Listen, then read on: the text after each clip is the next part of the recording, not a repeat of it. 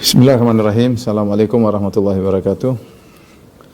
Alhamdulillahi ala ihsani wa syukru lahu ala taufiqihi wa amtinani. Asyhadu an la ilaha illallah wahdahu la syarika lahu ta'ziman li sya'ni wa asyhadu anna Muhammadan abduhu wa rasuluhu da'ila ridwani. Allahumma shalli alaihi wa ala alihi wa ashabihi wa ikhwani.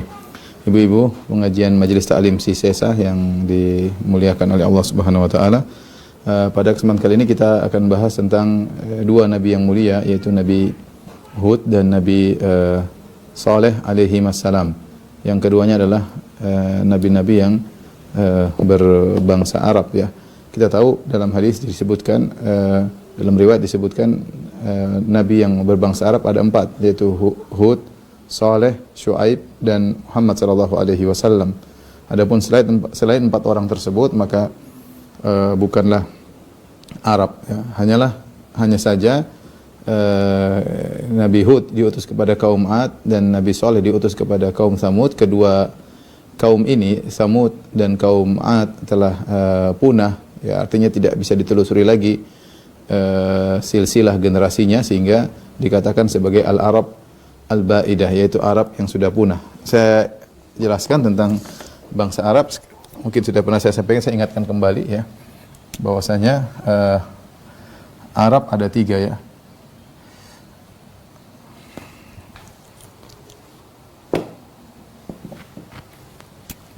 Kita masih ingat ada Nabi Nuh alaihissalam atau Nuh, ya. Nuh punya anak yang selamat. Kita sebutkan ada 3, ada Yafith, kemudian ada Sam, kemudian ada Ham. Adapun yang meninggal namanya Yam, ya. Meninggal namanya Yam. Ini yang meninggal kafir tenggelam. Nah, Sam inilah keturunan dari bangsa Arab dan juga dari Bani Israel, ya. Sam ini adalah nenek moyang bangsa Arab dan Bani Israel. Nah, yang pertama kita bahas, ada Arab ada 3. Ada 3 macam. Ada namanya Al-Arab Al-Aribah,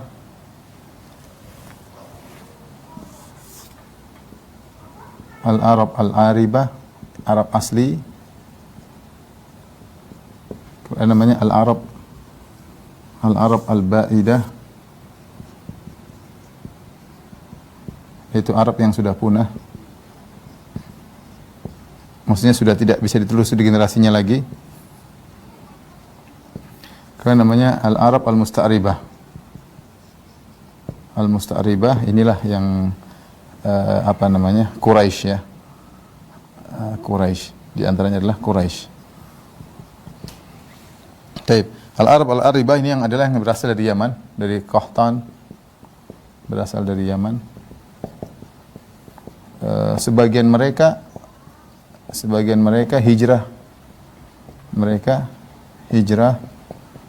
ke Hijaz, ke Saudi, ya. Mekah dan Madinah. Hijaz, ya. Mekah, Madinah, ya. Di antaranya kaum Ansar. Itu berasal dari keturunan dari Al-Arab Al-Aribah, terutama ketika Saddu Ma'rib, ketika bendungan yang ada di Ma'rib di negeri Sabah hancur, ya, maka kemudian banyak di antara mereka akhirnya meninggalkan negeri Yaman, kemudian mereka berhijrah ke berbagai macam tempat, di antaranya ke Hijaz, ya, Mekah dan Madinah, di antaranya kaum Ansar, ya. Di antaranya di Mekah ada namanya suku Jurhum. Di Madinah ada namanya suku Khazraj, yaitu kaum Ansar. Kaum Ansar. Al-Arab Al-Ba'idah di antaranya adalah kaum Ad. Kaum Ad yaitu kaumnya Nabi Hud, dan kaum Samud. Kaum Samud kaumnya Nabi Saleh. Adapun Al-Arab Al-Musta'ribah yaitu percampuran antara selain Arab dengan Arab. Percampuran selain Arab dengan Arab asli, yaitu pernikahan antara dari pernikahan antara Ismail alaihissalam, ya. Yang Ismail alaihissalam bukan Arab, dia dari Babil, bapaknya Ibrahim dari Babil, dari Irak, dengan wanita dari suku Jurhum. Nanti akan kita bahas insyaallah pada waktunya. Ya, anak keturunan mereka adalah Quraisy, di antaranya adalah Quraisy.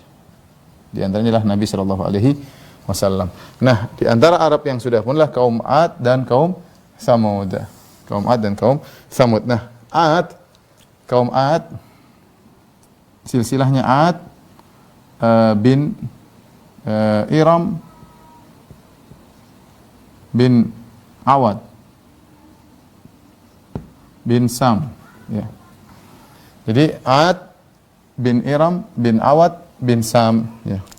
Inilah sukunya Nabi Hud, ya. Sukunya Nabi Hud. Nabi Hud alaihissalam.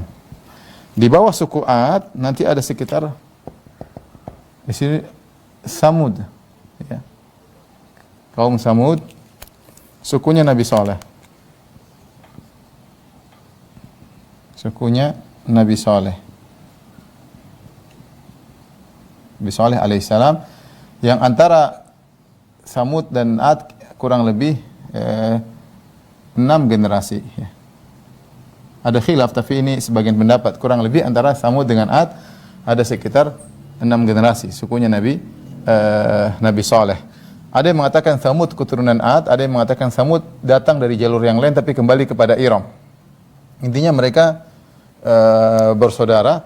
Makanya Allah mengatakan dalam Al-Quran dalam surat An-Najm, wa annahu ahlaka adanil ula. Kata Allah Subhanahu wa taala dalam surat An-Najm, wa annahu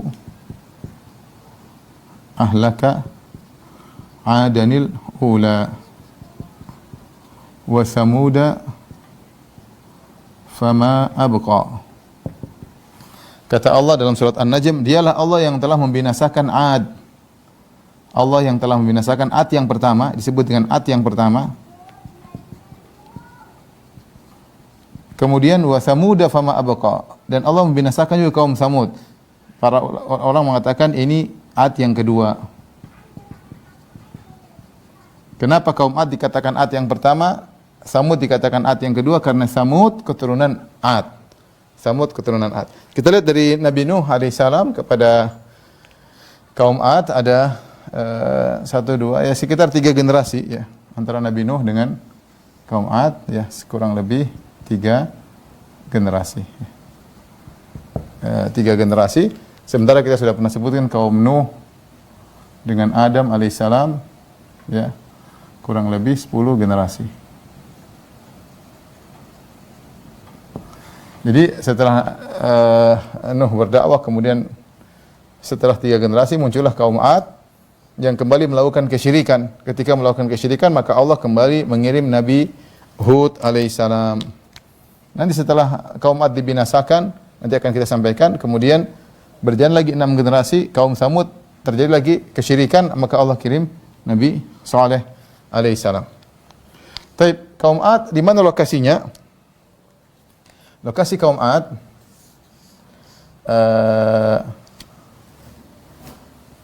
lokasi kaum Ad dan kaum Samud. Kita gambarkan secara sederhana. Kalau ini di sini Yaman, sini ada Hadramaut, sini ada Oman. Kemudian sini Arab Saudi, ya, ini misalnya Mekah, Arab Saudi. Nah, sini ada Hadramaut, maka Hadramaut, maka kaum Ad letaknya di Al-Ahqaf, Suatu tempat namanya Al-Ahqaf. Letaknya antara Oman dan Hadramaut. Inilah kaum Ad. Al-Ahqaf. Lokasi kaum Ad. Dan negara Oman, negara Yaman ya. Sebelahnya kemudian ada Arab Saudi. Di Arab Saudi ada Mekah ya, Mekah, kemudian Madinah misalnya. Kemudian Tabuk ya. Di sini Syam, Palestina. Maka Mekah, Madinah kurang lebih 450 km. Nah, di sini di Madinah ada namanya kota Al-Ula.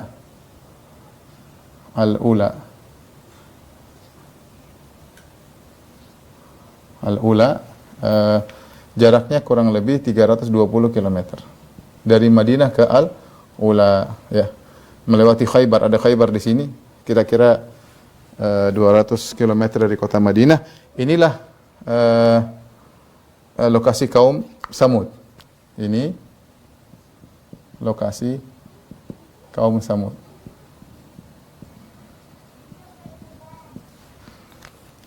Ya. Ini gambaran sederhana, insyaallah memberi gambaran kita di mana lokasi kaum Ad, di mana lokasi kaum Samud. Tapi sekarang kita akan bahas tentang kaum Ad terlebih dahulu ya. Mungkin bisa difoto dikirim kawan. Yang sudah punya buku tentunya ada semua di situ, bisa dilihat kembali yang ada di buku ya. Baik. Ibu-ibu yang dirahmati Allah Subhanahu wa taala, kita akan bahas pertama kali adalah kaum Ad.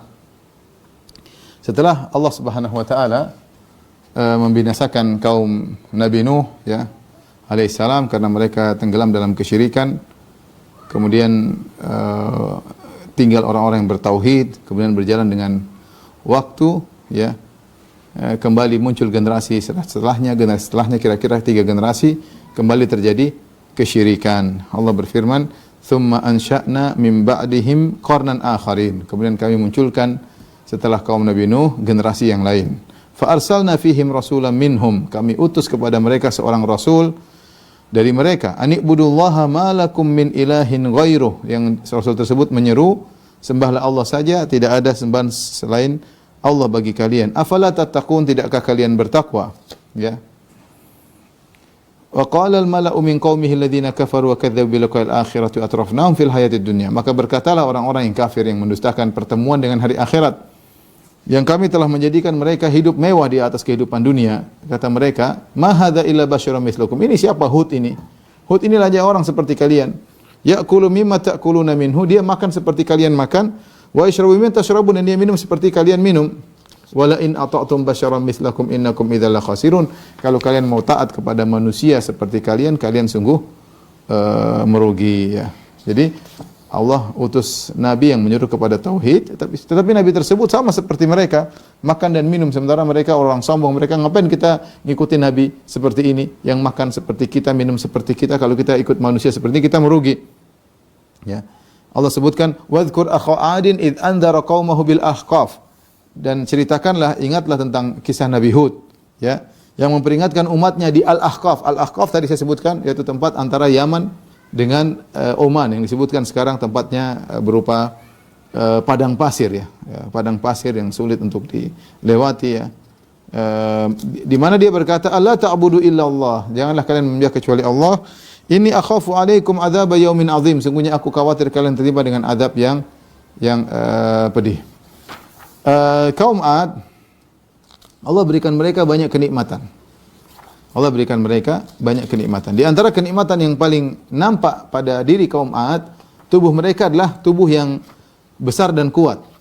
Oleh karenanya Nabi Hud berkata kepada mereka, "Wadhkuru idh ja'alakum khulafa'a min ba'di qaumi Nuhin wa zadakum fil khalqi bastah." Dan ingatlah ketika Allah menjadikan kalian penguasa-penguasa setelah kaum Nabi Nuh. Wa zadakum fil khalqi bastah, dan Allah tambahkan pada diri kalian tubuh yang kuat. Ya. Makanya disebut wa idza batastum jabbarin, kalau kalian mukul maka kalian pukul dengan zalim. Mereka sangat kuat ya. Sampai disebutkan dalam buku tafsir, Kalau salah seorang dari mereka ingin menyerang satu kampung, mereka cuma ngutus satu orang di antara mereka. Satu orang saja dari kaum Ad. Karena tubuhnya besar. Dia datang ke kampung tersebut sendirian. Kemudian dia bawa batu besar, dia tinggal lempar ke kampung tersebut. Maka satu orang dari kaum Ad bisa membinasakan satu kampung. Karena tubuh mereka yang kuat. Makanya Allah sebutkan Nabi Hud mengingatkan mereka tentang nikmat ini. Ya, kata Nabi Hud, "Wa zadakum fil khalqi bastah." Allah telah memberikan kalian tubuh yang besar. Ya, "Fadhkuru ala Allahi la'allakum tuflihun." Dan ingatlah karunia-karunia Allah agar kalian beruntung. Adapun berapa tinggi kaum Ad, maka tidak ada riwayat yang sahih yang menjelaskan akan hal ini. Meskipun sebagian ahli tafsir mengatakan bahwasanya tinggi mereka adalah 300 hasta atau sekitar 150 meter. Namun ini dibantah oleh para ulama karena manusia tertinggi adalah Nabi Adam alaihissalam. Manusia tertinggi adalah Nabi Adam alaihissalam. Khalaqa Adam tuluhu situna dhira'a, dan kita tahu Nabi Adam tingginya 60 dhira', 60 hasta sekitar 30 meter. Kemudian kata Nabi SAW, walam yazil khalqu yanqusu hatta al-an, kemudian manusia berkurang tingginya. Tetapi yang jelas kaum Ad badannya lebih besar daripada kaum Nuh. Kaum Nuh karena Nabi Hud berkata kepada kaum Ad, wadhkur idh ja'alakum khulafa'a min ba'di qaumi Nuhin. Ingatlah ketika Allah menjadikan kalian berkuasa setelah kaum Nabi Nuh, wa zadakum fil khalqi bastah. Tapi kalian punya kelebihan, Allah tambahkan kalian tubuh yang kuat, ya. Allah tambahkan kalian memiliki tubuh yang kuat. Oleh karena di antara Allah Subhanahu wa taala berfirman dalam surat Al-Fajr, kata Allah, "Alam tara kaifa fa'ala rabbuka bi'ad irama dzatil 'imad allati lam yukhlaq mithluha fil bilad." Tidakkah kalian lihat bagaimana Allah lakukan, Allah perbuat terhadap kaum Ad, ya. Iram dzatil imad, yang dia adalah keturunan Iram yang memiliki rumah yang tiangnya tinggi, menunjukkan mereka tinggi. Mereka memiliki rumah-rumah yang tiangnya tinggi. Allati lam yukhlaq mithluha fil bilad, yang tidak pernah diciptakan manusia seperti mereka di negeri-negeri. Artinya mereka sangat kuat. Ini pendapat Ibnu Katsir bahwasanya Allah tidak pernah menciptakan orang yang kuat seperti kaum Ad. Inilah di antara nikmat yang Allah berikan kepada kaum Ad, dan ini nikmat utama yang mereka miliki. Nikmat utama yang mereka miliki. Selain itu juga mereka memiliki nikmat yang lain, ya. Selain seperti Allah mengatakan, "Atabnuna bikulli ri'in ayatan ta'bathun." Nabi Hud berkata kepada kaumnya, "Pantaskah kalian mendirikan bangunan pada tiap dataran tinggi hanya untuk bermain-main?" Itu mereka memiliki bangunan-bangunan yang tinggi, ya. Mereka memiliki bangunan yang tinggi, ya, dan mereka memiliki banyak kenikmatan. Rupanya kenikmatan yang Allah berikan kepada mereka tersebut menjadikan mereka sombong, ya.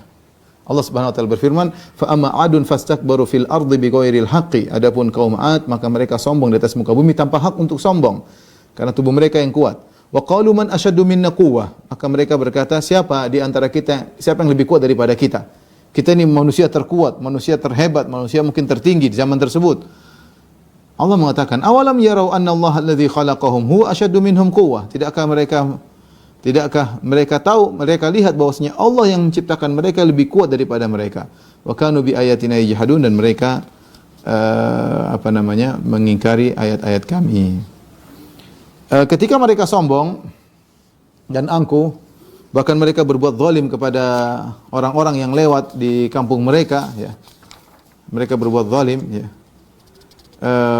Akhirnya Allah mengutus Nabi Hud alaihissalam. Kata Allah, "Wa ila 'adin akhahum Huda."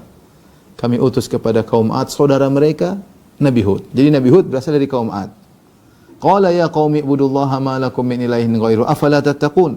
Wahai kaumku, Nabi Hud panggil mereka dengan penuh kasih sayang, wahai kaumku, kita sama-sama dari satu kaum, ya. Ya. Sembahlah Allah semata. Malakum min ilahin ghairu, tidak ada sembahan bagi kalian selain Allah Subhanahu wa taala. Afala tattaqun, tidakkah kalian bertakwa, ya. Tapi apa yang mereka lakukan terhadap Nabi Hud? Mereka sombong, mereka ingkar dengan dakwah Nabi Hud, bahkan mereka menuduh Nabi Hud dengan tuduhan yang tidak-tidak. Di antaranya mereka berkata, "Inna lanaraka fi safahah wa inna lanadhunnuka minal kadhibin." Kata orang-orang yang sombong dari kaum Ad, mereka berkata, "Wahai Hud, sungguh-sungguh kami memandang engkau adalah orang yang bodoh." Inna lanaraka fi safahah, kau dalam kebodohan. Safih, engkau seorang safih, seorang bodoh. pandir wahai Hud. Ya. Wa inna lanadhunnuka minal kadhibin, dan engkau adalah seorang pendusta. Engkau adalah seorang pendusta. Nabi Hud dituduh sebagai orang bodoh, seorang pendusta. Maka Nabi Hud membantah dengan tenang. Ya. Nabi Hud berkata, "Ya qaumi laisa bi safahatun walakinni rasulun min rabbil alamin." Wahai kaumku, aku tidak ada kebodohan sama diriku. Aku bukan berdakwah bukan karena kebodohan. Mengajak kalian meninggalkan kesyirikan bukan karena kebodohan. Walakinni rasulun min rabbil alamin, tapi aku utusan Rabbul alamin, utusan Allah. Uballighukum risalati rabbi. Aku hanya menyampaikan pesan-pesan dari Tuhan kalian kepada kalian. Wa ana lakum nasihun amin, dan aku adalah pemberi nasihat kepada kalian yang terpercaya. Ya, Nabi Hud mengatakan, aku seorang utusan Tuhan, hanya utusan Tuhan, dan aku ingin kebaikan bagi kalian. Aku ingin kebaikan bagi kalian, ya. Maka Nabi Hud mengingatkan nikmat-nikmat yang Allah berikan kepada mereka agar mereka kembali mentauhidkan Allah Subhanahu wa taala. Di antaranya disebutkan bagaimana nikmat kekuatan tubuh yang luar biasa. Ya. Di antaranya kata Nabi Hud, wattaqulladzi amaddakum bima ta'lamun. Bertakwalah kepada Allah yang telah menganugerahkan kalian berbagai kenikmatan yang kalian ketahui. Amaddakum bi an'amin wa banin. Allah telah berikan kepada kalian binatang-binatang ternak yang banyak, wa banin, dan anak-anak keturunan yang banyak, wa jannatin wa uyun.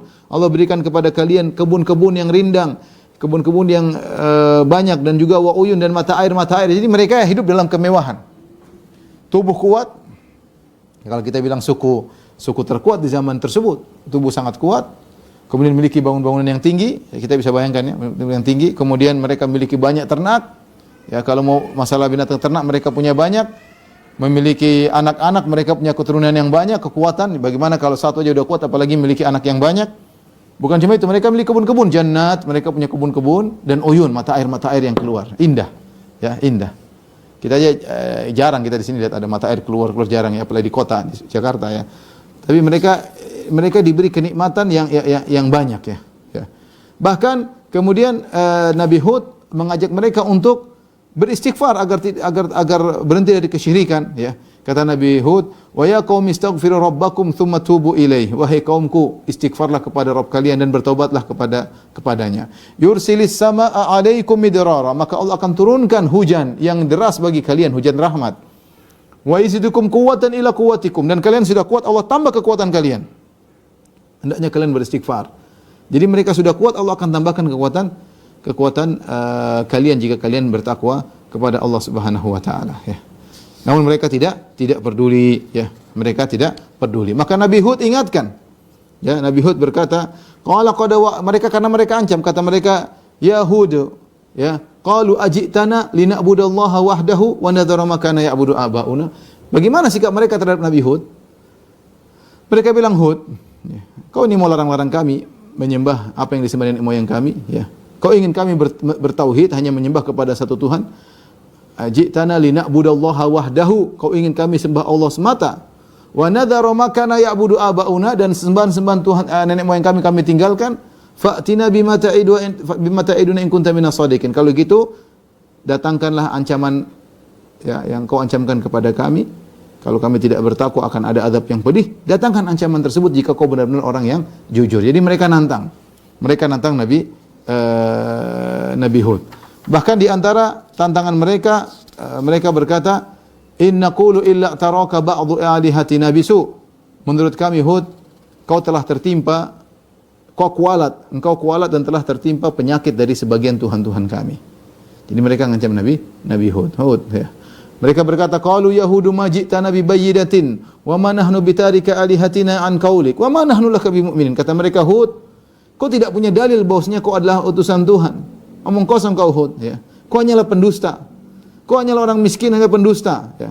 Kau orang bodoh. Bayangkan dia Nabi Hud dengan berbagai tuduhan, bodoh, pendusta, yang enggak punya apa-apa ya. Kemudian orang seperti itu. Kemudian mereka berkata, "Wa ma nahnu bitariki alihatina an qauli." Kami tidak bakalan meninggalkan Tuhan-Tuhan kami. Kau dakwah sampai kapanpun percuma. Kami enggak bakalan meninggalkan nenek moyang kami. Ya. Wa ma nahnu laka bimu'minin, dan kami tidak bakalan beriman kepada engkau. Jadi mereka sudah membuat diri mereka seakan-akan putus asa dari beriman kepada Nabi Hud. Tidak bakalan beriman, ya. Bahkan mereka ngancam, "Inna qulu illa taraka ba'dhu alihatina bisu."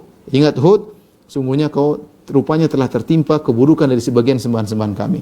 Jadi Nabi Hud tatkala menegur mereka, mereka bertahan dengan tradisi nenek moyang. Kemudian mereka pun bertekad untuk tidak beriman, ya.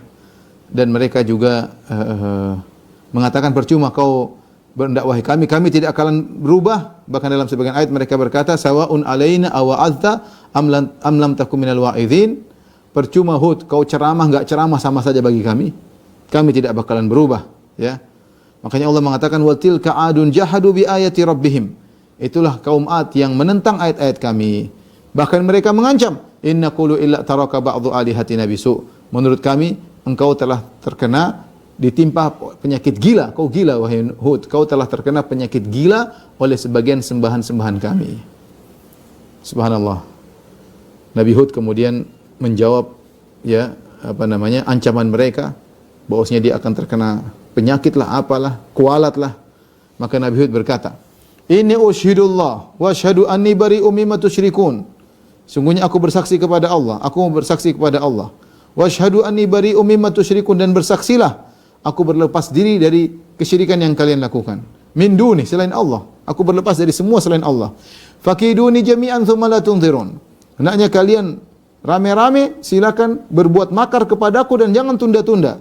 Ini tawakkaltu 'ala Allahi rabbi wa rabbikum. Aku bertawakal kepada Allah, Rabbku dan Rabb kalian. Ma min dabbatin illa huwa akhidhun bi nasiyatiha. Tidak ada satu binatang melata pun kecuali Allah memegang ubun-ubunnya. Inna rabbi 'ala siratim mustaqim. Sungguhnya Rabbku di atas jalan yang lurus. Jadi inilah Nabi Hud dengan keberaniannya. Maka dia bilang tatkala kaumnya mengatakan kau akan terkena kecelakaan dari sebagian sembahan-sembahan kami, kata Hud, silakan kalian bikin makar celakakan aku, tidak ada masalah. Silakan kalian bikin makar untuk celakakan aku. Ya. Rame-rame dan jangan tunda-tunda sekarang juga. Ini tawakkaltu 'ala Allah, aku bertawakal kepada Allah Subhanahu wa taala, Rabbku dan Rabb kalian. Tidak ada binatang melata kecuali Allah pegang ubun-ubunnya. Oleh karenanya sebagian orang bertanya, Ustaz, Nabi Hud mukjizatnya apa? Kalau Nabi Saleh ada ontanya, Nabi Muhammad ada Al-Qur'annya, Nabi Isa ada banyak menyembuhkan penyakit, Nabi Yusuf ada menafsirkan mimpi, Nabi Musa ada tongkatnya, macam-macam membelah laut, Nabi Nuh banjir badang yang membinasakan manusia. Tapi Nabi Hud apa mukjizatnya? Ya. Nabi Hud apa mukjizatnya? Sebagian ulama seperti Ibnu Qayyim rahimahullahu taala dalam kitabnya Madarijus Salikin mengatakan inilah mukjizat Nabi Hud. Dia sendirian, dia nantang satu kampung semuanya kaum Ad. Yang satu kampung itu masing-masing orangnya jago-jago. Satu orang kuat luar biasa bisa menghancurkan satu kampung yang lain. Dan mereka semuanya ditantang sama Nabi Hud. Kata Hud alaihissalam, fakiduni jami'an, kalian semua gabung lawan aku. Ajak Tuhan-Tuhan kalian, ya, bahkan dia tidak sebut Tuhan-Tuhan, Nabi Hud tidak mandang Tuhan-Tuhan mereka. Mereka ngancam Tuhan kami akan buat kau celaka, Tuhan kami akan buat kau gila. Kata Nabi Hud, fakiduni jami'an, kalian semua kumpul lawan aku. Tsumma la tunzirun, dan jangan tunda-tunda, sekarang juga kalian segera kumpul lawan aku. Aku bertawakal kepada Allah Subhanahu wa taala. Kata Ibnu Qayyim, inilah mukjizat Nabi Hud, keberanian yang luar biasa, tawakalnya kepada Allah Subhanahu wa taala yang luar biasa. Dan jarang orang bisa seperti ini, ya. Ibaratnya kalau kita pergi ke satu kampung terkenal banyak tukang sihir, kemudian ada orang yang ngancam, Ustaz jangan ceramah terus, Ustaz nanti kami pelet lah Ustaz, kami santet lah Ustaz. Maka Ustaz tersebut dengan beraninya mengatakan, itu suruh dukun semua kumpul santet saya. Semuanya suruh kumpul kerjasama. Dan jangan tunda-tunda, suruh mereka sekarang santet saya. Tidak semua orang berani mengatakan demikian. Tapi Hud dengan penuh keyakinan, dia berhadapan dengan suatu masa yang begitu kuat, tapi dia bertawakal kepada inni tawakkaltu 'ala Allahi rabbi wa rabbikum. Aku bertawakal kepada Allah. Tawakal ini adalah penyelamat dari segala permasalahan. Makanya kalau kita terkena masalah, kita segera berkata hasbunallah wa ni'mal wakil. Cukuplah Allah bagi kami dan dia sebaik-baik tempat bertawakal. Taib, akhirnya mereka enggan dan mereka nantang, fa'tina bima ta'iduna in kunta minas sadiqin. Wahai Hud, datangkanlah azab yang kau janji-janjikan kalau kau benar-benar jujur. Kau itu hanya pendusta. Hanyalah pendusta, orang bodoh. Mana janji-janjimu? Azab itu mana? Tuhanmu mana? Turunkan azab. Akhirnya Allah turunkan azab. Allah sebutkan dalam surat Al-Ahqaf, kata Allah Subhanahu wa taala, "Falamma ra'awhu 'aridan mustaqbila awdiyatihim." Jadi tatkala mereka melihat azab tersebut datang berupa awan. Jadi awan datang kemudian menuju mereka, ya. Mereka sudah datang azab di depan mereka, mereka masih sok mereka mengatakan hadza aridun mumturuna. Oh ini awan mau datangkan hujan buat kita. Tenang aja, ini awan itu awan rahmat, ini Allah mau turunkan hujan buat kita. Apa kata Allah? Bal huwa mastajaltum bih. Ini bukan hujan rahmat, bahkan inilah azab yang kalian minta-minta segera didatangkan. Rihun fiha adzabun alim. Pada awan tersebut ada angin yang membawa azab yang pedih. Tudammiru kulla syai'in bi amri rabbiha. Maka semua dibinasakan oleh angin tersebut. Fa asbahu la yura illa masakinuhum. Sehingga jadilah mereka tidak tersisa kecuali tempat tinggal mereka yang kokoh. Tempat tinggal mereka tidak hancur, masih ada. Kadzalika najzil qaumal mujrimin. Demikianlah kami memberi balasan kepada orang-orang yang mujrim. Bagaimana bentuk angin yang menimpa mereka? Sifat angin yang menimpa mereka,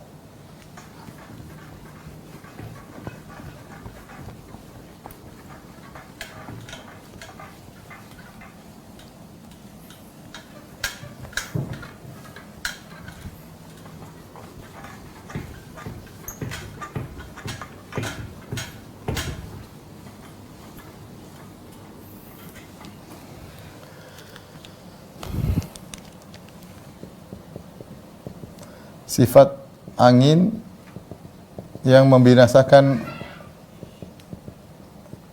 kaum Ad. Allah sebutkan beberapa sifat yang menimpa sifat angin kaum Ad. Yang pertama, kata Allah, rihun fiha adzabun alim. Angin yang membawa azab yang pedih.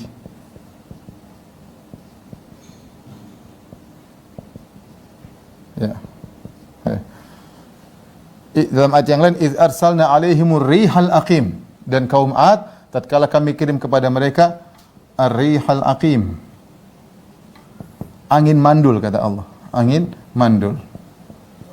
Kenapa dinamakan angin mandul? Karena angin bagaimanapun ada manfaatnya. Angin selalu ada manfaatnya, kecuali angin yang Allah kirim kepada kaum Ad tidak ada manfaatnya sama sekali kecuali untuk membinasakan mereka.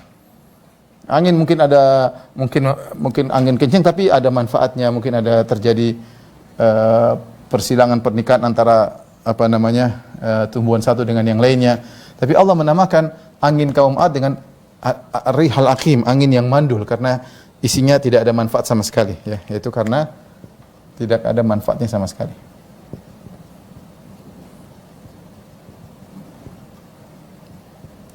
Kemudian di antara sifat angin tersebut Allah mengatakan angin tersebut rihan fi kata Allah, kadzabat 'adun fa kaifa kana 'adzabi wa nudhur irna arsalna 'alaihim rihan sarsaran. Kata Allah, rihan sarsaran. Sarsar, angin sarsar. Apa maksudnya angin sarsar? Ada dua penafsiran. Ada yang mengatakan sarsar sangat dingin. Sangat dingin. Ada yang mengatakan sangat berisik. Memiliki dua sifat tersebut. Jadi yang menimpa kaum Ad adalah angin yang sangat dingin, yang sangat menyakitkan. Jadi bukan angin seperti wedus gembel yang ada di gunung, kalau kena mungkin 1000 derajat, mungkin kena langsung mati, tidak. Allah ingin mereka merasakan kepedihan dalam waktu yang lama, ya. Jadi angin tersebut sangat dingin, ya. Kemudian sifat angin tersebut selainnya adalah kata Allah Subhanahu wa taala, tanzi'un nas, mencabut manusia. Mencabut manusia.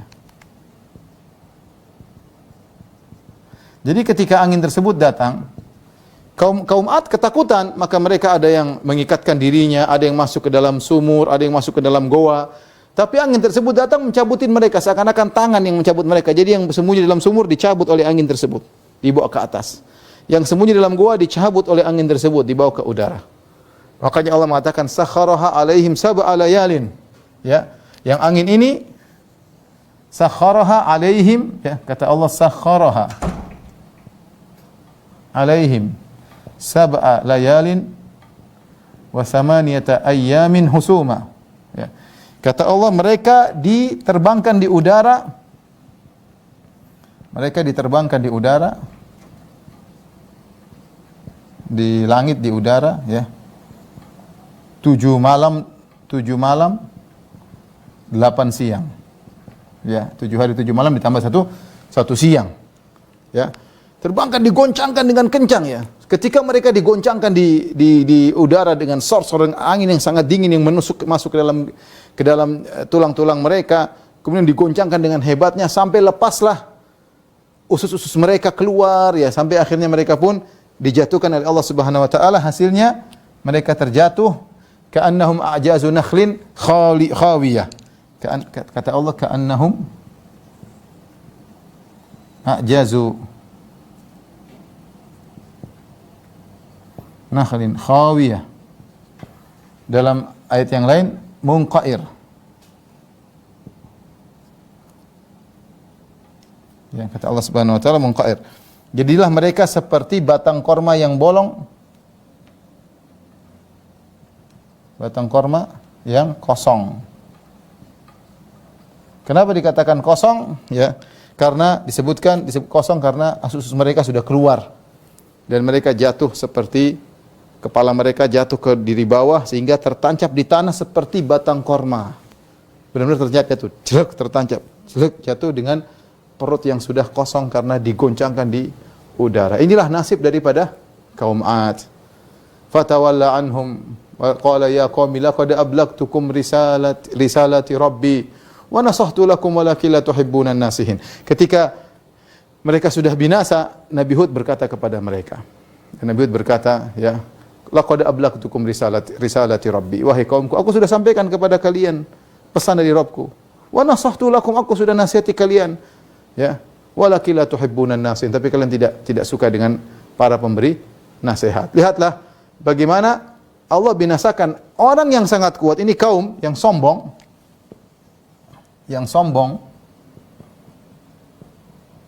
dengan tubuh yang kuat.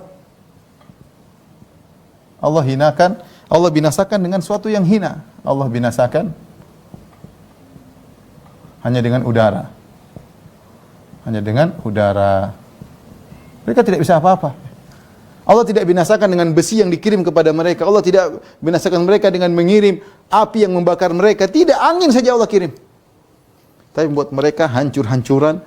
Bayangkan tubuh yang berat tersebut bisa di udara enggak turun-turun 7 malam 8 siang.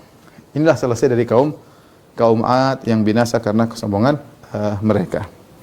Tapi kita lanjutkan. Ibu dirahmati Allah Subhanahu wa taala, tentang kaum saleh, ya, kaum saleh. Taib, Nabi Saleh, sebagaimana kita katakan, jarak antara Nabi Saleh dengan Nabi Hud mungkin sekitar 6 atau 7 generasi, ya.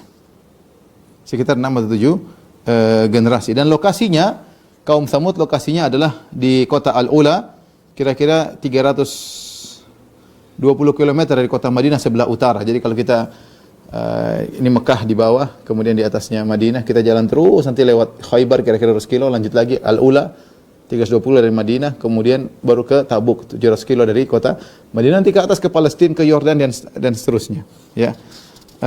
Mereka adalah ashabul hijr yang kata Allah, wa laqad kadzdzaba ashabul hijril mursalin. Sungguhnya penduduk Al-Hijr telah mendustakan para rasul, ya. Ketika kaum 'Ad sudah binasa, tinggal Nabi Hud dan para pengikutnya di atas tauhid, maka mereka menjalani kegiatan di atas muka bumi dengan beribadah kepada Allah. Namun demikianlah muncul generasi berikutnya, generasi sampai 6 generasi mulai terjadi kesyirikan kembali. Ya, ketika terjadi kesyirikan kembali, maka Allah kirimkan Nabi Saleh untuk mengingatkan kaum Tsamud. Kata Allah, wa ila Tsamud akhahum salihan. Kepada kaum Tsamud kami kirim saudara mereka yang bernama Saleh. Qala ya qaumi ibudullaha ma lakum min ilahin ghairuh. Kata Nabi Saleh, wahai kaumku, ya, sembahlah Allah semata, tidak ada sembahan selain Allah bagi kalian. Huwa ansha'akum minal ardi wasta'marakum fiha. Dialah Allah yang telah menciptakan kalian dari bumi dan Allah membuat kalian memakmurkan bumi. Fastaghfiruhu tsumma tubu ilaih. Beristighfarlah kepada Allah dan bertobatlah kepada Allah. Inna rabbi qaribun mujib. Sungguhnya Rabbku sangat dekat dan Maha mengabulkan. Kemudian Nabi Saleh berkata, "Wadhkuru idz ja'alakum khulafa'a min ba'di 'adin." Ingatlah ketika Allah menjadikan kalian berkuasa setelah kaum 'Ad. Wa bawwa'akum fil ardi, dan Allah memberikan kalian kemudahan di atas muka bumi. Tattakhiduna min suhuliha qusura wa tanhituna minal jibali buyuta wa tanhitunal jibala buyuta. Kalian bikin istana-istana di tanah yang landai dan kalian memahat gunung-gunung untuk dijadikan rumah. Saya sudah 2 kali ke sana. Di buku juga saya, di internet banyak ya, bagaimana Diyar Samud, ya, gunung-gunung dipahat oleh mereka, dijadikan rumah-rumah oleh mereka. Wallahu alam kenapa mereka membangun, ada yang mengatakan bahwasanya rumah mereka yang mereka bangun ternyata umur mereka lebih panjang. Kalau rumah mereka bangun rusak lagi, akhirnya mereka bikin rumah dari batu yang tidak rusak-rusak dengan gunung yang dipahat oleh mereka. Kalau kita masuk dalam rumah-rumah mereka di Al-Ula atau di Diyar Thamud, saya masuk ke situ juga, kita lihat bahwasanya sebenarnya tubuh mereka tidak besar ya, karena situ ada dipannya, mereka bikin dipannya, ada tempat duduknya. Ukuran normal manusia, ya, mungkin lebih tinggi dari kita sedikit ya. Pintu-pintunya juga tidak terlalu tinggi, ya, menunjukkan mereka normal, tubuh mereka normal. Cuma mereka memiliki keahlian untuk bisa memahat gunung untuk jadikan tempat tinggal. Ya. Rupanya ini menjadikan mereka sombong, ya. Mereka angkuh dan mereka melakukan kerusakan di atas muka bumi. Padahal Allah Subhanahu wa taala memberikan mereka banyak kenikmatan. Makanya Nabi Saleh mengingatkan mereka, kalian jangan terus bermaksiat. Kalau kalian syirik, lama-lama nikmat akan dihilangkan dari kalian. Kata Allah Subhanahu wa taala, "Kadzdzabat Tsamudul mursalin." Sungguhnya kaum Tsamud telah mendustakan para rasul. "Idz qala lahum akhuhum Shalihun ala tattaqun." Tatkala saudara mereka Saleh berkata, "Tidakkah kalian bertakwa?" "Inni lakum rasulun amin." Sungguhnya aku adalah rasul utusan Allah yang terpercaya bagi kalian. "Fattaqullaha wa ati'un." Bertakwalah dan taatlah kepada Allah. "Wa ma as'alukum alaihi min ajrin in ajriya illa ala rabbil alamin." Aku dakwahi kalian wahai kaumku bukan untuk mencari gaji dari kalian, bukan, tapi ganjaranku hanya di sisi Allah Subhanahu wa taala. "Atutrakuna fiha huna aminin." Kalian sekarang dalam kondisi aman. Apa kalian akan dibiarkan aman terus kalau kalian berbuat syirik? Fi jannati wa uin, sekarang kalian tentram, banyak kebun-kebun, banyak mata air, wa zuru'in, kalian punya tanaman-tanaman banyak, wa nakhlin tal'uha hadhim, dan kalian punya tanam-tanaman, punya pohon korma yang moyangnya lembut, ya. Wa tanhituna minal jibali buyutan farihin, kalian memahat gunung-gunung dijadikan tempat tinggal, kalian bersenang-senang. Banyak nikmat yang kalian miliki. Bikin istana, kemudian memahat gunung dijadikan tempat tinggal. Kalian banyak kebun-kebun, banyak dalam kondisi aman, tentram, kemudian banyak mata air, ada korma-korma, ya. Fattaqullaha wa ati'un. Bertakwalah kepada Allah dan taatlah kepada Allah. Wala tuti'u amral musrifin, jangan kalian ikuti orang-orang yang telah melakukan berlebih-lebihan, alladzina yusiduna fil ardi wa la yuslihun, yang melakukan kerusakan di atas muka bumi dan tidak melakukan perbaikan. Akhirnya mereka tidak mau beriman kepada Nabi Saleh. Mereka mengatakan, "Abasyaram minna wahidan nattabi'uh, inna idzal lafi dhalali wa su'ur." Kata mereka, ini Saleh cuma satu orang dakwahin kita. Kita ini pembesar-pembesar. Apakah kita ngikutin satu orang ini? Kita percaya sama satu orang ini? Kalau kita ngikuti dia, berarti kita ini sesat dan kita ini goblok gila. Ngapain ikut satu orang ini? Ya. Kemudian mereka berkata, "Aulqiya dzikru alaihi min bainina bal huwa kadzdzabun asyir." Kok bisa dia yang dikasih wahyu oleh Allah? Kita masih banyak yang hebat-hebat. Kenapa Saleh yang dikasih wahyu? Aulqiya alaihi dzikru. Kenapa dia dikasih wahyu oleh Allah, kita tidak? Jadi mereka hasad. Katanya Saleh apa? Nabi kayak begini ya? Enggak, ya. Bahkan sebenarnya Saleh ini dulu adalah orang yang mereka percayakan. Makanya mereka berkata, "Ya Salihu qad kunta fina marjuwan qabla hadha." Ya Saleh, dulu engkau kami harapkan untuk jadi pemimpin kami, ngurusin sesembahan-sembahan kami, menguruskan kesyirikan. Sekarang kok jadi begini? Jadi mereka ngejek Nabi Saleh. Dulu kau kami harapkan wahai Saleh. Laqad kunta fina marjuwan qabla hadha atanhana an na'budu ma ya'budu aba'una. Sekarang malah berbalik, nyuruh kami tidak boleh menyembah sembahan-sembahan kami, sembahan-sembahan nenek moyang kami. Mereka mengolok-olok Nabi Saleh. Bahkan mereka memprovokasi para pengikut Nabi Saleh. Ada sebagian orang ikut Nabi Saleh tapi orang-orang lemah. Maka mereka provokasi. Kata Allah, "Qala al-mala'u alladhina istakbaru min qaumihi lilladhina istud'ifu liman amana minhum ata'lamuna anna Salihun mursalun min rabbih." Berkata orang-orang yang sombong kepada orang-orang yang lemah pengikut Nabi Saleh, "Tahukah kalian wahai orang-orang lemah miskin, Saleh itu utusan Tuhannya?" Jadi ngejek ini. Benar ya, Saleh utusan Tuhan ya? Tuhannya. Mereka berkata, inna bima ursila bihi, orang-orang miskin mengatakan kami beriman dengan apa yang diutus kepada Nabi Saleh. Apa kata orang sombong? Inna billadzi amantum bihi kafir. Adapun kami kafir kepada apa yang kalian imani tersebut. Ya. Kemudian mereka bosan, Nabi Saleh dakwahi. Mereka bosan. Akhirnya bilang, Saleh, kalau kau mau kami beriman, datangkan mukjizat. Taib, apa yang kalian minta? Kata mereka, kami ingin ada onta keluar dari sebuah batu, batunya itu batu gede itu dalam kondisi bunting. Ontanya warnanya putih. Jadi mereka minta sesuatu yang mustahil. Mereka minta Nabi Saleh untuk mendatangkan suatu mukjizat yang luar biasa, itu onta tiba-tiba sudah besar, keluar dari batu, ya. Dan ini sesuatu yang mustahil. Maka Nabi Saleh berkata, "Taib, kalau dikabulkan bagaimana?" Nabi akan beriman. Akan beriman. Maka akhirnya Nabi Saleh berdoa, disebutkan beliau salat, dia berdoa, akhirnya keluarlah onta tersebut. Onta yang mereka minta sesuai dengan kriteria yang mereka minta, Allah kabulkan. Apakah mereka beriman? Ternyata mereka tidak beriman. Mereka malah membangkang, mereka malah membunuh onta tersebut, ya. Perhatikan sini, ya.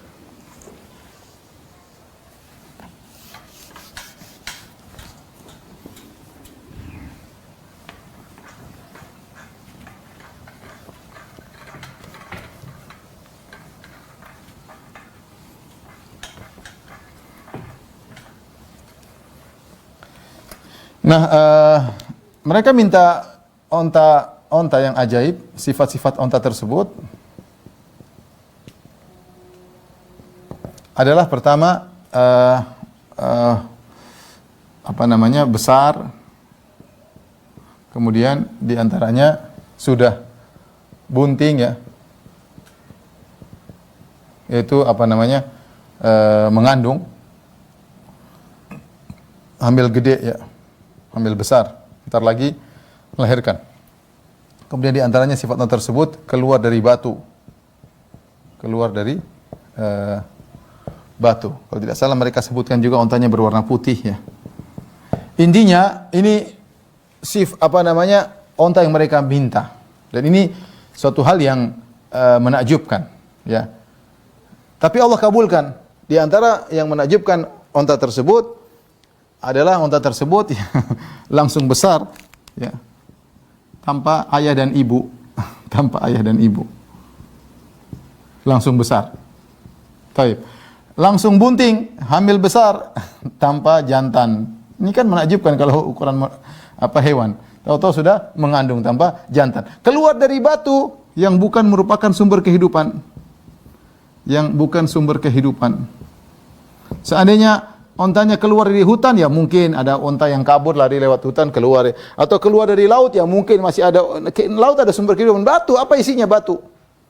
Batu tidak ada. Tapi akhirnya Allah kabulkan. Allah kabulkan. Makanya onta yang menakjubkan ini Allah sebutkan dengan naqatullah. Ontanya Allah. Ketika onta ini keluar ada aturannya. Apa aturan onta tersebut? Aturan ontanya Allah.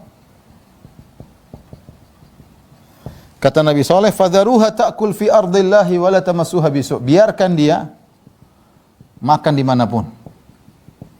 Makan dimanapun, jangan diganggu. Dia mau makan di sana, mau makan di kebun mana, semuanya ini onta Allah, semua bumi-bumi Allah. Fadharuha ta'kul fi ardillah. Kata Nabi Saleh, Fadharuha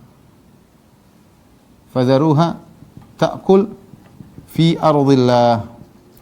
Kemudian aturan yang kedua, wala tamassuha, jangan ganggu sama sekali. Jangan sakiti sama sekali. Sakiti atau ganggu sama sekali.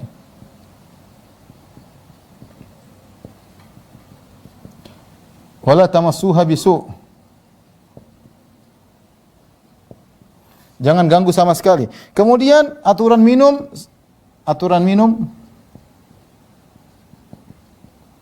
naqatun laha syirbun walakum syirbu yaumi ma'lum. Laha syirbun walakum syirbu yaumi ma'lum. Tentang ada sumur sana. Sehari onta yang minum ada sumur besar. Sehari kalian yang gunakan, sehari kalian yang minum. Sehari onta yang minum. Di antara mukjizat ontanya Nabi Saleh, dia mengeluarkan susu yang banyak. Mengeluarkan susu yang cukup buat kaum Samud. Jadi sehari onta tersebut minum air, seharinya dari kaum Samud, ganti-gantian. Kalau sehari ontanya minum air, kaum Samud tidak boleh ke sumur tersebut. Tetapi onta tersebut punya hasil susu yang banyak. Daripada mereka minum air, mereka minum susu onta tersebut. Tiap hari begitu, lama-lama mereka jengkel. Mereka jengkel dan mereka jengkel dengan Nabi Saleh. Nabi Saleh dakwah tauhid terus, mencela Tuhan-Tuhan mereka. Akhirnya mereka berencana untuk membunuh ontanya Nabi Saleh. Mereka rapat, disebut ada seorang wanita yang punya anak yang sangat cantik jelita. Dia mengatakan, dia juga jengkel sama Saleh. Ini Saleh dakwah-dakwah terus. Dia bilang, siapa yang bisa bunuh onta Nabi Saleh, aku akan nikahkan dengan putriku. Dan putrinya sangat cantik, jadi terkenal ketika itu. Maka muncullah seorang lelaki namanya Qudar bin Salif. Ada seorang lelaki yang kata Allah, idzim ba'atha ashqaha. Idzim ba'atha ashqaha. Maka bangkitlah orang yang paling celaka. Orang yang paling celaka. Orang tersebut namanya Qudar bin Salif. Dia ini yang kemudian, atau Qudar bin Salif, dia ini yang kemudian membunuh onta Nabi Saleh. Dia sendiri membunuh. Dengan persetujuan teman-temannya. Ketika dia setelah membunuh onta Nabi Saleh, kata Allah, fa'aqaruha. Allah katakan mereka membunuh onta tersebut. Padahal onta tersebut jangankan dibunuh, diganggu saja enggak boleh. Apalagi kemudian dibunuh. Ketika mereka membunuh onta Nabi Saleh, maka Nabi Saleh ingatkan mereka, tamatta'u fi darikum thalathata ayyam. Kalian sudah melanggar. Silakan kalian bersenang-senang 3 hari. Silakan kalian bersenang-senang 3 hari. Wah, akhirnya sebagian mereka menyesal. Fa asbahu nadimin, mereka menyesal. Ya, kenapa kita bunuh ontanya Nabi Saleh? Wah, ini bahaya, celaka. Akhirnya sebagian mereka punya ide. Sudah, kita bunuh sekalian Saleh. Sudah, kita akan celaka, sama-sama celaka, kita bunuh Saleh. Kata Allah, ada 9 orang.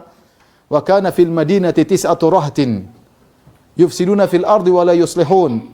Qalu taqasumu billah lanubayyitannahu wa ahlahu thumma lanaqulanna liwalihi ma syahidna mahlika ahlihi wa inna la sadiqun wa makaru makran wa makarna makran wa hum la yash'urun. Kata Allah Subhanahu wa taala, ada 9 orang, mereka pelaku kerusakan di kaum Samud.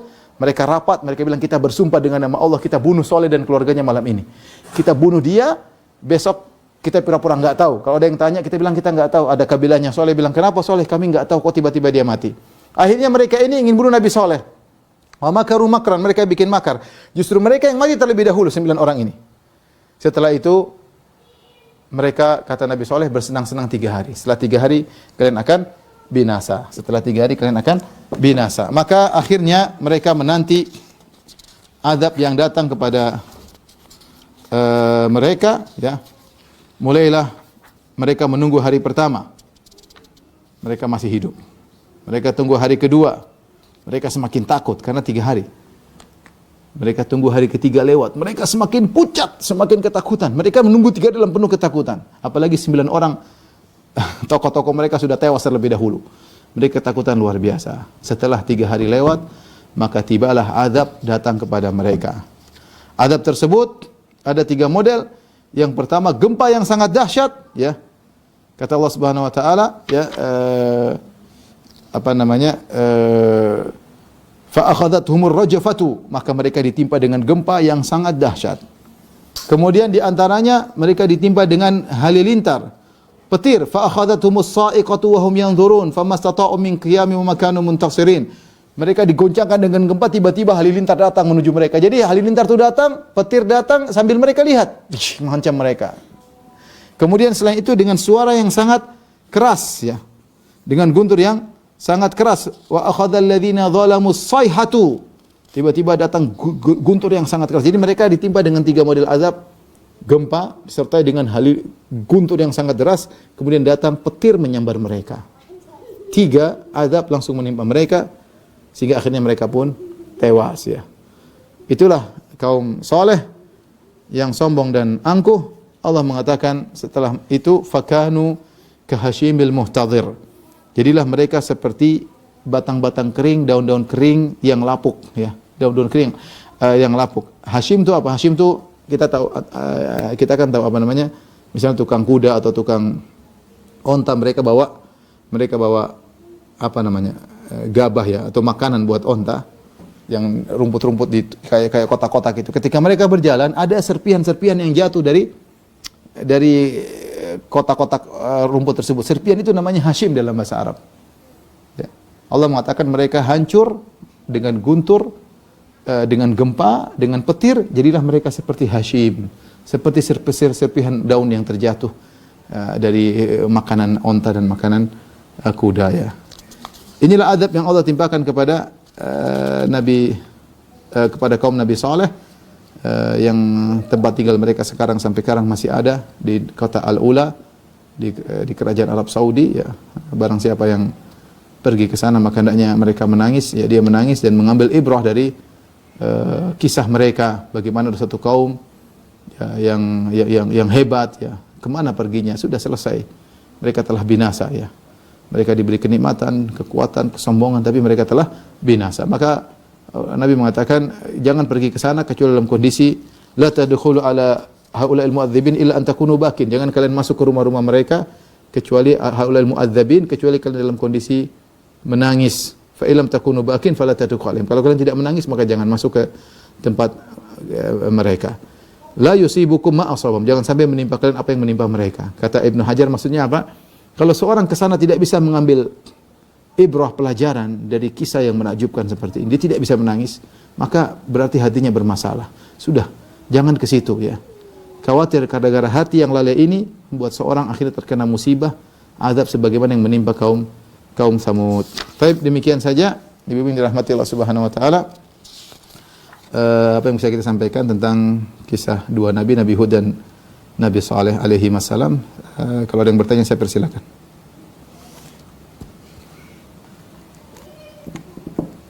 Alhamdulillah, jazakallahu khair Ustaz untuk paparannya, dan sekarang kita mulai dengan pertanyaan pertama Ustaz dari para umahat. Bismillah, afwan izin bertanya Ustaz, apakah hanya keturunan anak-anak Nabi Nuh alaihissalam saja yang ada di bumi setelah terjadinya banjir besar tersebut? Kemana 80 orang pengikut setia Nabi Nuh alaihissalam tersebut? Mohon pencerahannya Ustaz. Syukran, jazakallah khair.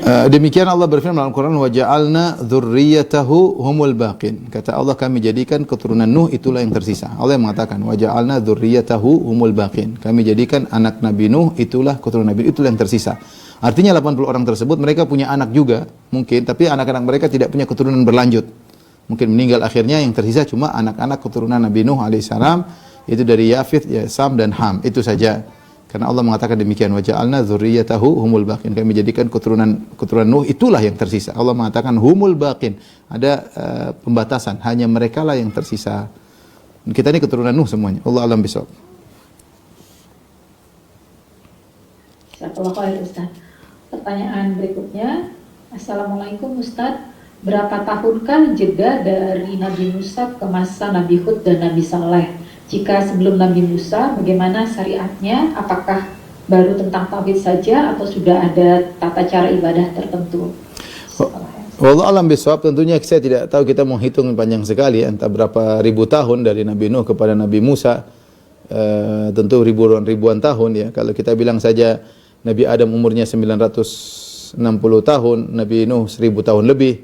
Jadi dulu generasi mereka memiliki umur yang panjang. Tadi kita sebutkan kaum Tsamud, mereka bikin rumah, tapi rumah mereka selalu rusak sebelum mereka mati. Akhirnya mereka ada yang mengatakan mereka bikin rumah di gunung biar enggak rusak-rusak.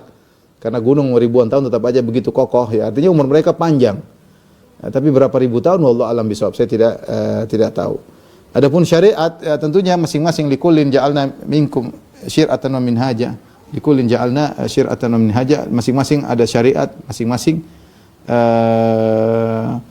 Tetapi syariatnya seperti apa kita tidak tahu. Sebagian ulama seperti Tahir bin Ashur mengatakan Nabi Nuh alaihissalam diutus hanya dengan tauhid. Belum banyak syariat ketika belum, Allah tidak berbicara tentang syariat. Allah hanya fokus bicara tentang apa?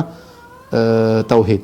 Tetapi nabi-nabi yang lain tentu mereka punya syariat, tetapi sejauh mana tidak sampai kepada kita. Jelas para nabi mereka beribadah, tapi ibadah seperti apa?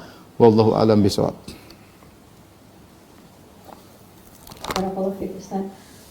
pertanyaan berikutnya. Assalamualaikum Ustadz. Assalamualaikum. Pada peristiwa kaum Samud, apa yang menimpa 9 orang pencetus ide yang ingin membunuh unta Nabi Soleh sehingga meninggal?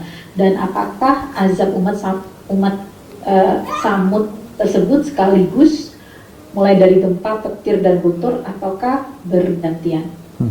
Allah alam bisawab. Adapun Allah tidak sebutkan semodel apa. Allah hanya mengatakan wa makaru makran wa makarna makran wa hum la yash'urun. Mereka buat makar dan Allah bikin makar juga kepada mereka. Tapi model mati mereka seperti apa tidak disebutkan, ya. Tapi sebagian ulama mengatakan mereka mati duluan sebelum yang lainnya. Ya, karena mereka ingin bunuh Nabi Hud, ingin Nabi Saleh, mungkin Nabi Saleh sedang tidur sama istrinya, ingin dibunuh, mereka duluan mati sebelum mereka sampai membunuh Nabi Saleh, ya. Entah matinya seperti apa tidak tahu. Ya, adapun yang tadi yang sisanya mereka dengan 3 azab, dengan guntur, dengan gempa dan halilintar, wallahu alam apakah bersamaan, tapi intinya Allah sebutkan 3-3-nya menimpa mereka, ya. Wallahu alam bisawab. Barakallahu Ustaz. Bismillah, berikutnya Ustaz. Bismillah Ustaz, saat kita menghadapi cobaan, kapan kita menyebut dengan tawakaltu Allah? Apakah sebelum ikhtiar kita dimulai atau saat setelah ikhtiar? Karena kadang ucapan itu rasanya diucapkan saat kita hampir putus asa terhadap hasil usaha kita. Apakah ini benar Ustaz? Kita ucapkan sering, sering kita ucapkan la haula wala quwata illa billah. Itu salah satu kata tawakal. La haula wala quwata illa billah. Kita keluar rumah, belum ada musibah, belum ada ujian, kita bilang bismillahi tawakkaltu ala Allah. Jadi sering aja kita ucapkan hasbunallahu wa ni'mal wakil, enggak ada masalah. Terutama ketika dalam kondisi kita benar-benar lagi di atas musibah, lagi berat, kita ucapkan hasbunallah wa ni'mal wakil. Tapi sebelumnya kita boleh mengucapkan la haula wala quwata illa billah, bismillah tawakkaltu. Paling tidak kita bilang bismillah. Bismillah itu salah satu kalimat isti'anah. Artinya dengan nama Allah aku minta pertolongan Allah, itu bentuk tawakal kepada Allah Subhanahu wa taala. Tapi kalau dalam kondisi sangat-sangat genting, kita bilang hasbunallahu wa ni'mal wakil. Bukan berarti ketika kita putus asa, enggak. Ketika kita diuji dengan ujian berat, kita mengucapkan hasbunallah wa ni'mal wakil. Tapi ucapan tawakkaltu ala Allah boleh sebelumnya. Sebagaimana seorang keluar rumah, dia mengatakan bismillahi tawakkaltu ala Allah. Paling tidak kita bilang bismillah minimal.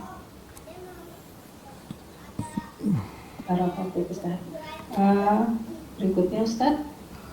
Bismillah Ustaz. Apakah sahih bahwa azab akan ditunda selama masih sedikit umat yang bertauhid dan percaya pada Allah?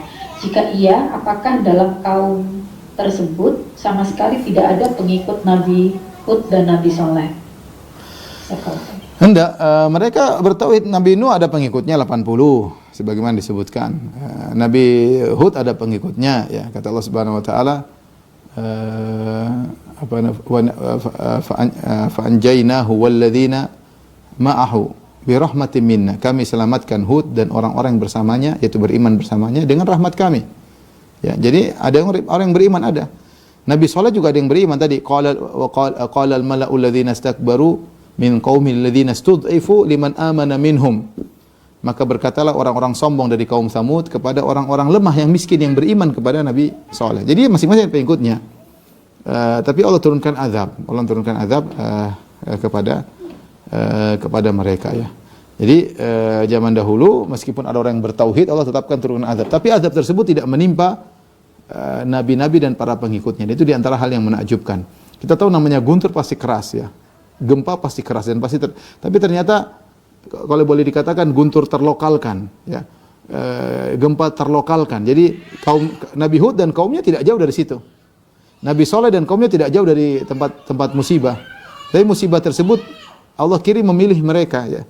Jadi ada gempa, mungkin mereka lihat gempa, tapi gempa tersebut di daerah orang-orang kafir saja. Halilintar hanya menghantam mereka saja misalnya. Atau angin tadi yang datang kaum Nabi Ad, kaum Nabi Hud, angin datang menimpa kaum Ad, Nabi Hud dan pengikutnya ada. Mungkin mereka melihat, mungkin, ya. Tapi buktinya angin tidak menerpa mereka. Jadi ini menunjukkan bahwasanya azab tersebut Allah yang kirim. Dan azab tersebut bisa memilih mana yang harus dibinasakan, ya. Wallahu a'lam bishawab. Hal itu berbeda berkaitan dengan kaum Nabi Muhammad sallallahu alaihi wasallam, ya. Maka kaum Nabi Muhammad sallallahu alaihi wasallam tidak akan diturunkan azab isti'sal, azab yang membinasakan. Itu tidak berlaku bagi umat Nabi Muhammad sallallahu alaihi wasallam ya. Tapi berlaku pada nabi-nabi sebelumnya. Taib. Ada lagi yang Ya Ustaz, barakallahu Ustaz. Pertanyaan berikutnya, Bismillah Ustaz, mohon penjelasan lebih lanjut. Jadi kita tidak boleh ke tempat kaum Samud kalau tidak bisa menangis. Kalau ikut wisata ke sana cuman dengan mendengarkan cerita dari tur, guide dan Ustaz dan berfoto, tapi tidak bisa menangis, apakah berdosa Ustaz? Tadi Nabi mengatakan la tadkhulu ala masakinil ladzina la tadkhulu ala masakinil haula'il mu'adzabin illa an takunu bakin fa illam takunu bakin fala tadkhuluha. Kata Nabi sallallahu alaihi wasallam, janganlah masuk ke rumah-rumah atau tempat tinggal orang-orang yang telah pernah diazab oleh Allah kecuali dalam kondisi menangis. Kalau kalian tidak mampu maka jangan. Maksud saya mungkin kalau seorang kesan dalam kondisi mengambil ibrah, menangis, paling tidak dia berusaha sedih ya, memikirkan. Bukan seperti yang terjadi kebanyakan orang ke sana kemudian foto sana, ketawa ke TV, selfie. Ini bukan buat tempat selfie. Khawatir, makanya Nabi mengatakan an yusibakum ma asabahum. Khawatir menimpa kalian apa yang menimpa mereka. Bukan berarti kalian ditimpa azab, tapi matinya hati kalian seperti matinya hati mereka ya. Jangan sampai demikian. Nah, kalau kita sudah tempat ke lokasi azab, kita masih belum bisa mengambil ibrah, hati kita berarti bermasalah. Hati kita bermasalah ya. Saya tidak menganjurkan ke sana ya, kecuali tadi dia bisa mengambil ibrah, bukan untuk karena orang tidak semua bisa dikontrol. Saya sendiri lihat, saya ke sana ada orang foto-fotoan gitu, saya bilang aduh, ini melanggar fatwa fatwa ulama tidak memperbolehkan kecuali dalam kondisi tadi mengambil ibrah, sedih ya. Mengingat tentang bagaimana nasib orang suatu kaum yang hebat tapi Allah binasakan, tempatnya masih ada, berarti ini pernah ada kaum ini. Ini bukan dongeng yang Allah ceritakan, tapi benar-benar pernah terjadi sebagai ibrah pelajaran bagi umat-umat yang setelahnya. Maka kalau memang mau ke sana ya, meskipun saya tidak anjurkan, karena dianjurkan juga kalau kita di sana cepat-cepat, jangan lama-lama. Makanya Nabi SAW ketika melewat Wadi Muhassir ketika haji, Nabi bercepat karena Wadi Muhassir tempat azab Allah pernah tahan Ashabul Fil, yaitu tentara bergajah di situ. Jadi bukan malah berlama-lama foto sana foto sini, kemudian ya kita ingin tahu aja, terus ngambil pelajaran. Nggak ada masalah kalau cuma sebentar. Tapi tadi harus benar-benar yang mau ke sana di briefing, dikasih ingat, diingatkan adab-adabnya, sehingga nanti tidak terlepas ketawa ke TV, foto sana foto sini, senyum-senyum, selfie-selfiean, bahkan mungkin live Facebook atau live Instagram ya, ini bukan tidak beradab dengan hadis-hadis Nabi sallallahu alaihi wasallam. Wallahu a'lam bishawab. Afwan Ustaz, apakah Madain Saleh itu sama Oh, beda. Apa dengan apa? Petra beda. Petra kan di Yordan. Petra di Yordan. Ini di Saudi. Madain Saleh adanya di Al-Ula tadi, 320 km sebelah utara kota Madain. Petra di Yordan. Apakah kaum Petra lebih dulu atau kaum Samud? Sepertinya kaum Petra belakangan. Tapi ide membangun gunung yang dipahat sama ya. Tapi kemungkinan besar kaum Samud terlebih dahulu, baru mereka belakangan. Tapi kalau yang dikisahkan dalam Al-Quran adalah kaum Samud. Wallahu a'lam bishawab. Namun yang tadi mengenai bahwa berusaha bersedih dan lain-lain itu hanya di Madain Saleh ya Ustaz? Ya, di Madain Saleh dan sekitarnya, yang tempat-tempat yang memang pernah kita yakin situ ada adab. Ada yang khilaf ya, seperti Laut Mati, apakah itu tempatnya Nabi Lut atau tidak, itu ada khilaf di kalangan para ahli sejarah. Pertanyaan berikutnya ini tidak sesuai tema, tapi tampaknya juga bisa jadi kita ambil pelajarannya Ustaz. Ya. Assalamualaikum Ustaz, mohon izin bertanya di luar tema. Baru tahun ini suami dapat satu parsel dari kontraktor rekan kerja perusahaan negeri tempat suami bekerja, dan parsel ini semua pegawai dapat dan dihantarkan langsung ke kantor, bukan secara pribadi. Di peraturan perusahaan boleh menerima hadiah dengan syarat tidak melebihi batas maksimal. Apakah parsel itu boleh dikonsumsi? Karena kami khawatir dengan status hukumnya dalam Islam. Kalau tidak, harus kemana disalurkan? Ini juga termasuk untuk yang hadiah seperti apa sebenarnya Ustaz? Jazakallahu khair wa barakallahu fiik Ustaz. Jadi kisah Ibnu Lutbi ya, yaitu seorang yang pernah ditugaskan oleh Nabi untuk menarik zakat. Ketika dia menarik zakat, mungkin sikap dia terhadap orang-orang yang bayar zakat lembut. Akhirnya orang senang dengan dia. Orang kasih hadiah sama dia. Hadiah mungkin hewan atau apa pas narik zakat. Ketika dia pulang ketemu Nabi SAW, dia mengatakan ini zakat yang saya sudah tarik. Adapun ini hadiah saya, hadiah dari mereka. Ya. Maka Nabi pun marah. Nabi mengatakan, ala jalasa fi baiti abi atau baiti ummihi. Apakah dia tidak duduk di rumah bapaknya, rumah ibunya? Kalau dia duduk rumahnya, apakah ada yang kasih hadiah sama dia? Artinya, dia mendapat hadiah karena status dia sebagai pegawai pemerintahan. Dan dia punya tugas untuk menarik pajak. Maka Rasulullah SAW melarang untuk menerima hadiah sama sekali. Karena hal itu bisa merubah penilaian kepada yang ditarik zakat. Mungkin dia tidak memilih hewan yang pas, mungkin dia lembut, mungkin dia lunak ya.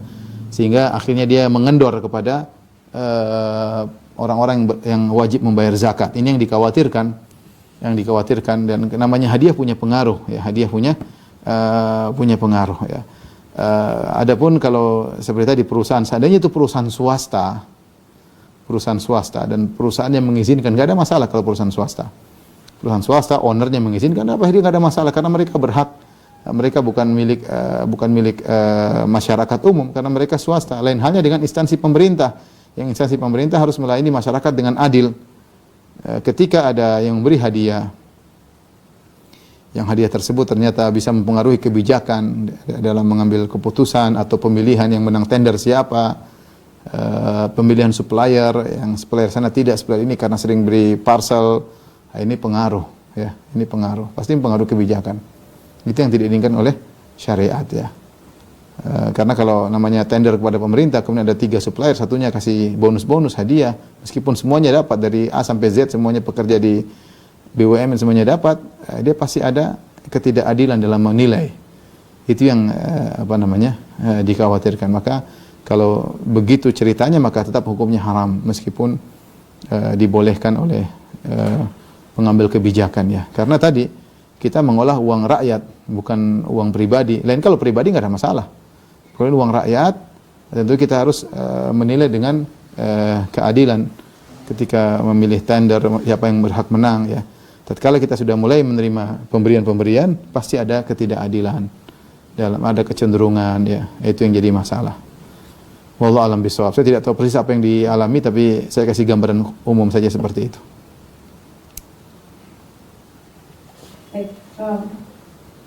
jazakallahu khair Ustadz. Tampaknya pertanyaannya itu mungkin Ustadz bisa memberi penutup Ustadz buat kami sebagai.